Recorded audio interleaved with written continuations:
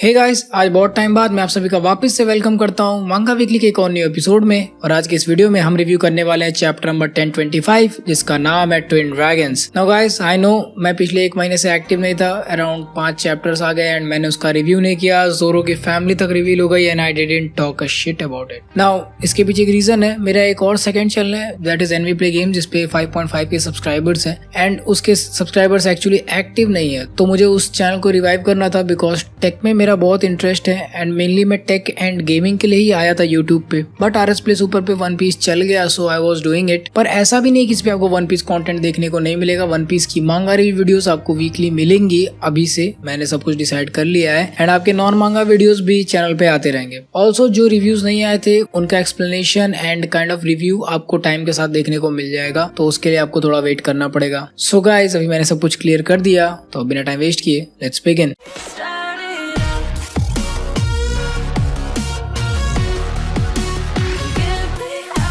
So guys, सबसे पहले हम बात कर लेते हैं उसोप की। तो उसोप यहाँ पे एक पायरेट आउटफिट में बैठा हुआ है and I think he is again lying about something, और जिसका नाम पड़ेगा बिग लायर स्टोरी। जैसा कि हम इस समय कवर पेज में देख सकते हैं, ऐसा कुछ पब्लिश भी हुआ है एंड जो कैरेक्टर्स हैं कवर पेज में वो ये सब पढ़ के शॉक हो गए हैं। ना अगर आप उसोप के आउटफिट पे देखोगे तो ब्लैक बियर्ड जैसा पहना हुआ है, तो आपका फर्स्ट गेस यही होगा कि Usopp is lying about defeating Blackbeard at the end of One Piece. But एक रेडिट थ्योरी मैंने पढ़ी and that blew my mind, जिसका नाम है ब्लैक फैल्कन जी। तो उसका कहना है कि एक ऑक्टोपस के पास 3 हर्ट्स होते हैं और एक ऑक्टोपस हमें इस कवर पेज में दिख भी रहा है, और उस ऑक्टोपस ने जो हैट पहना है वो ब्लैक बियर्ड जब वो छोटा था तब वो वाला हैट पहनता था। तो उसके हिसाब से ब्लैक बियर्ड ने एक ऑक्टोपस वाला डेविल फ्रूट खाया है जो कि उसे 3 हर्ट्स दे दिया। इसके बाद अगर एक इंसान के पास 3 हर्ट्स होंगे then he can eat multiple devil fruits. तो I guess this is a kind of fan theory जो कि मुझे पढ़ के काफी अच्छा लगा। और उसको भी बिल्कुल ब्लैक बियर्ड वाला आउटफिट पहना है तो थोड़ा सेंसिबल लग रहा है यार पढ़ के ये तो। सो या that was it about the cover page. आपको क्या लगता है कि क्या इसका कोई मतलब है? बिकॉज ट्रस्ट मी, ओडा बहुत फोर्स शैडो करते रहते हैं कवर पेजेस में।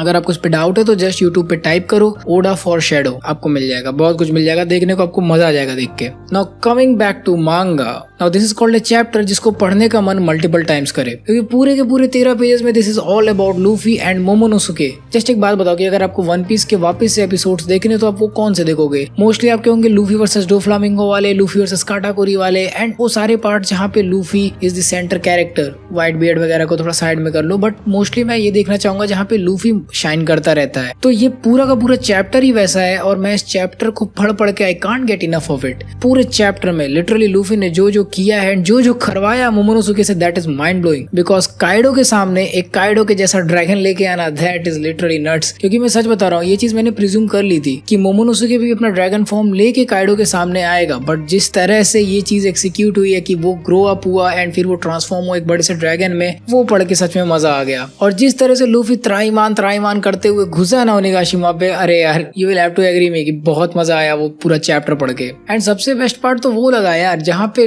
लूफी एकदम ड्रैगन को लेके इधर ट्रेफल्गर लॉ और बिग मॉम के बीच में घुस गया and big mom is like अरे यार ये क्या हो रहा है। एंड फिर जहाँ पे काइडो अपनी बेटी को निपटाने वाला है वहां पे आके लूफी गियर 4th फॉर्म में एकदम गम जेट कॉल्वरिन कर देता है एंड काइडो इज लाइक ये लवड़े का ड्रैगन कहाँ से लेके आए हो? एंड मोमो इज लाइक वानो मेरा ही है, यहाँ से निकल जाओ वरना पे ले जाओगे। तो सच में चैप्टर पढ़ने में काफी मजा आया और ऐसा चैप्टर मैं सच में एक्सपेक्ट कर रहा था। बहुत टाइम हो गया कि ऐसे फुल ऑन सेंटर कैरेक्टर्स के ऊपर चैप्टर नहीं आया। सो गाइस, अब एक ब्रीफ ओवरव्यू के बाद हम ब्रेक डाउन करते हैं मांगा को सीन बाय सीन में। तो अगर आपने अभी तक ये मांगा नहीं पढ़ी है तो इसको जल्दी से पढ़ लो या साइड में खोल लो ताकि आपको वीडियो ठीक से समझ में आ जाए। So starting with scene number 1, Luffy and Momonosuke. Last chapter में जहाँ पे हमने देखा था कि लूफी ने मोमोनोसुके को एक एडल्ट में कन्वर्ट करा दिया है एंड मोमोनोसुके जब ड्रैगन में ट्रांसफॉर्म हुआ तो he is literally looking like Kaido, जो कि मैंने अपने पिछले वीडियोस में बताया था जब आर्टिफिशियल डेविल फ्रूट की बात मैंने की थी ना। मोमोनोसुके ट्रांसफॉर्म तो हो गया पर वो उड़ नहीं पा रहा क्योंकि ऑब्वियसली वो अभी बच्चा ही था और जस्ट उसको एडल्ट बना दिया, दिमाग तो उतना ही है उसके पास। तो लूफी उसके ऊपर चिल्ला रहा है चल बे जल्दी उड़, एंड मोमोनोसुके इज लाइक मैं उड़ लूंगा पर मुझे हाइट से अभी भी डर लगता है। एंड लूफी उससे बोल रहा है चुप करो चूतिए, इतने बड़े होने के बाद भी तुम्हें हाइट से कैसे डर लग रहा है? अपने बच्चों जैसे थॉट दिमाग में रखो, समुराइज को किसी चीज से डर नहीं लगता। लूफी आगे बोलता आखिर तेरे बड़े होने का मतलब क्या हुआ? तुम एक ड्रैगन हो, उड़ो। तो मोमोनोसुके उसको बोलता है कि यार प्लीज रुक जाओ, मुझे थोड़ा सांस तो लेने दो। जिसपे लूफी कहता नहीं नहीं नहीं, मुझे बहुत जल्दी है, जल्दी चलो वरना काइडो सबको निपटा देगा। और फिर मोमोनोसुके कहता हाँ पता है भाई, बट प्लीज थोड़ा वेट करो। आई नो मोमोनोसुके, तुम्हें एंजाइटी प्रॉब्लम्स है, मुझे भी पहले हो जाती थी, समझ सकता हूँ उसका कंडीशन। सो बेसिकली मोमो इस समय वो कंडीशन एक्सपीरियंस कर रहा है जो कि आपको जस्ट फील होती है before you are going to do an important task. Like अगर आपको स्टेज पे जाना है तो उससे पहले आप देखोगे कि आपके पैर फ्रीज होने लगते, तो वैसा कुछ मोमोनोसुके एक्सपीरियंस कर रहा है। ऑल्दो उसकी बॉडी बड़ी हुई है, उसकी बॉडी को मैच्योर कर दिया गया है with the power of Shinobu's devil fruit, पर उसका माइंड वैसा ही है जैसा पहले था। I actually want to see his human form, मुझे देखना कि क्या वो ओडेन की तरह दिख रहा है। Now scene number 2, Kaido versus Yamato. तो यहाँ पर यामाटो का स्टैंस देख के मुझे वही रायमैन हक्की वाली चीज याद आ रही है जिससे काइडो ने लूफी को वन शॉट डिफीट किया था। नाउ यहाँ पर मुझे यामाटो की एक और पावर दिख रही है जहाँ पे वो अपने बॉडी के ऊपर एक हार्ड शेल जैसा कुछ बना पा रही है। काइडो उसको बोलता है कि डिफेंसिव पोजीशन में जा रही हो, और जैसे ही वो शेल टूटता है वहां से यामाटो तुरंत हाई स्पीड पे निकल के काइडो के ऊपर अपने बैट से हिमोरो गिरी अटैक करती है। नाउ ये काइडो को पट से बहुत जोर से लगता है और वो लिटरली जमीन में धंस जाता है। ये होने के बाद काइडो उससे बोलता है कि जिस तरह से तुम मुझे मना कर रही हो, ऐसा लग रहा है कि तुम सच में ये मानती हो कि तुम वानो से हो, लेकिन सबको पता है कि तुम मेरे बेटे हो, खुद के सच से तुम नहीं भाग सकती हो, और तुम क्या करती हो समुराइज के लिए इससे कोई फर्क नहीं पड़ता, वो तुम्हें कभी भी अपना नहीं मानेंगे। जिसपे यामाटो उसको रिप्लाई करती है उरुस से,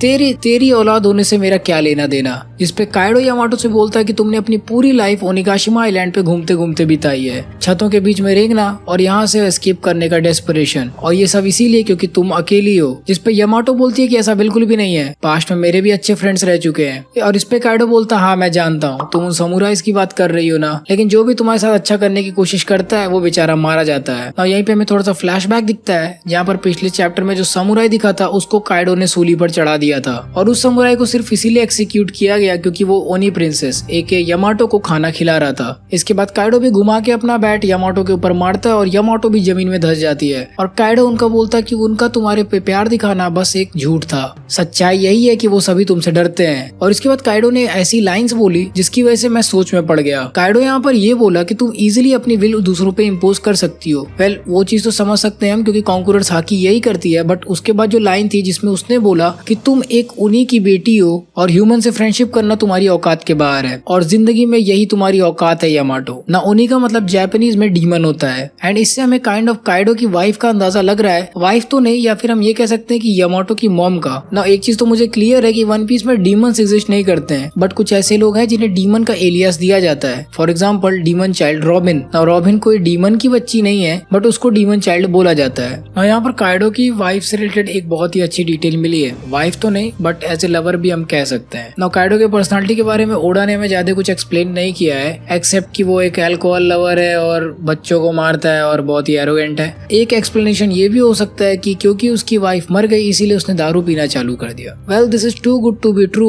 क्योंकि जितना मैं ओडा को जानता हूँ, मैंने रिसेंटली बहुत ज्यादा ये फोर शैडो वाली चीजें देख रहा हूँ वन पीस की, ऐसा होता ही नहीं कि ओडा ने कुछ ऐसा इंट्रोड्यूस कर दिया हो जिसे पहले से एनिमे में फोर शैडो ना किया गया हो। मुझे याद है सांजी ने एक बार बहुत पहले बोला था जब एनिमेशन एकदम ही मतलब स्टार्टिंग में था अपने वन पीस के, दैट इज अराउंड ऑरलोंग पार्क के आगे समथिंग, कि उसने दीवार पे चलने वाले शिप्स को देखा है, और फिर हमें बिग मॉम वाले आर्क के वक्त पे दिखाया गया था कि कैसे जर्मा किंगडम की शिप्स चलती हैं। तो फोर शैडोइंग बहुत ज्यादा होती है वन पीस में, तो इसीलिए मुझे नहीं लगता कि उसकी कोई वाइफ एग्जिस्ट करती थी और वो मर गई, बिकॉज हमें ऐसा कुछ भी पूरे अभी तक करंटली वानो में और ओनिगाशिमा कैसल में ऐसा देखने को नहीं मिला। तो इसका मतलब वो जिंदा हो सकती है। तो क्या हम किसी ऐसे को जानते हैं जो जिंदा हो और उसका कोई पुराना लवर हो? वेल एक कैरेक्टर है and that is formal empress of Amazon lily island, जिसका नाम है ग्लोरियोसा।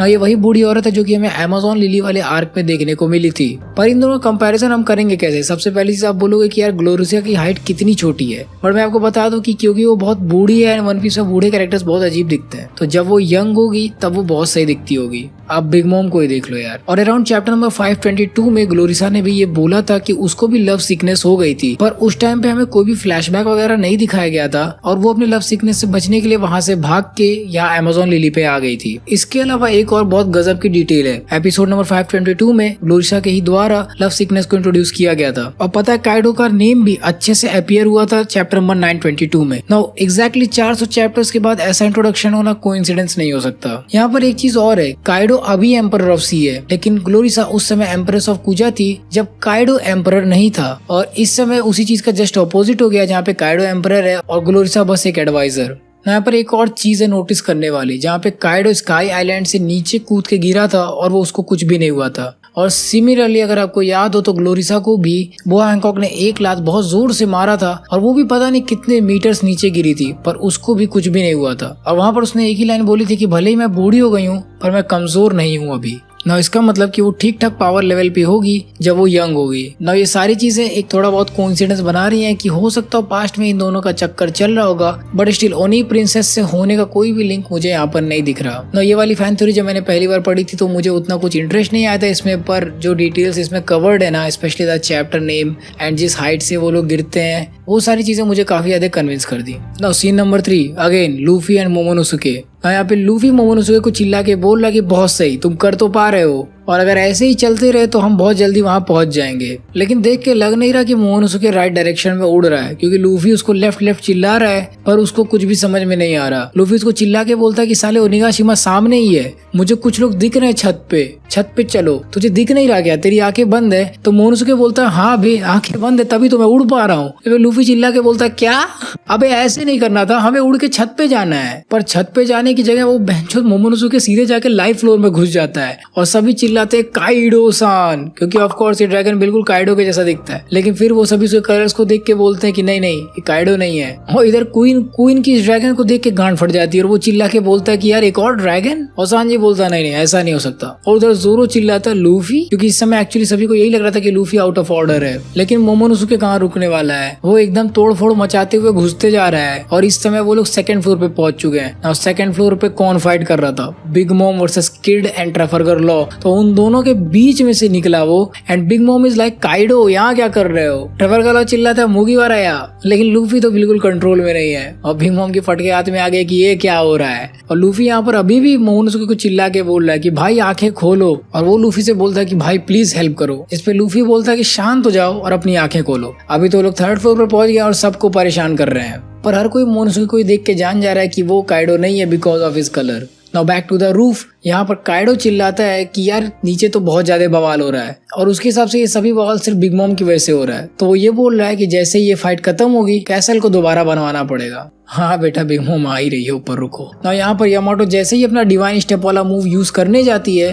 तभी मोमोनोसुके अपीयर होता है। काइडो उसके जस्ट सामने है और लूफी उसको चिल्ला के बोलता है वहीं पे चलो, घुसा दो बैंचोद, अपना ड्रैगन तुम्हें काइडो की गांड में ही देना है। और काइडो का नाम सुनते ही मोमोनोसुके की आंखें पूरी खुल जाती हैं। और इधर लूफी इज लाइक काइडो त्राहिमान तोहार बाइन चोदो गियर 4 स्नेक मैन गामो no chat Kalwari.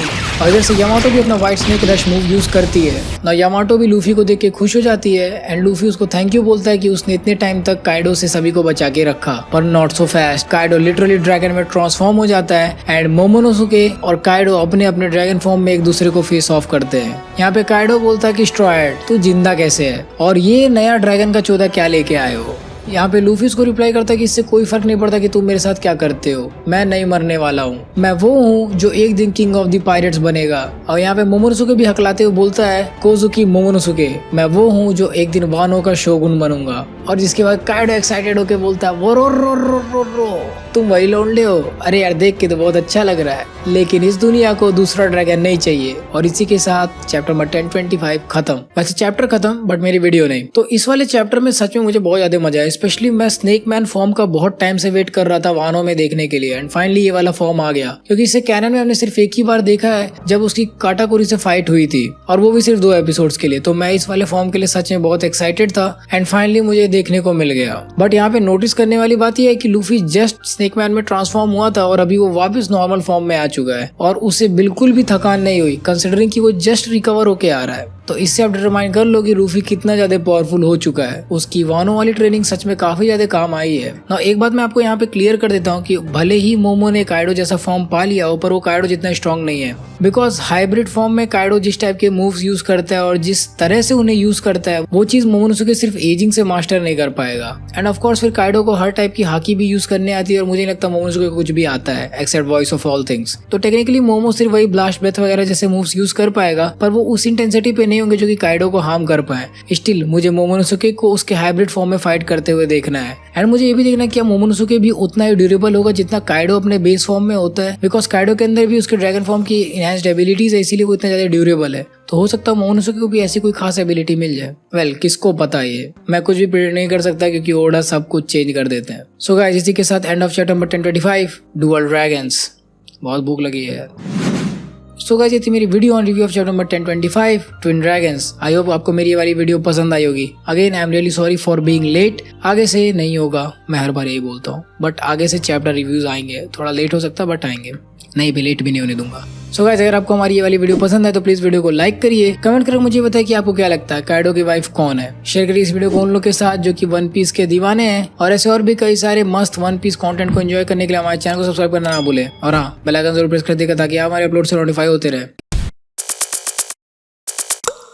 So guys, अगर आपको हमारी ये वाली मांगा रिव्यू वीडियो पसंद आई तो हमारी और भी कई सारी मांगा रिव्यू वीडियोस को चेकआउट कर सकते हैं। इसके प्लेलिस्ट का लिंक आपको वीडियो के राइट साइड में एंड डिस्क्रिप्शन में मिल जाएगा। So guys, till the next video, play on.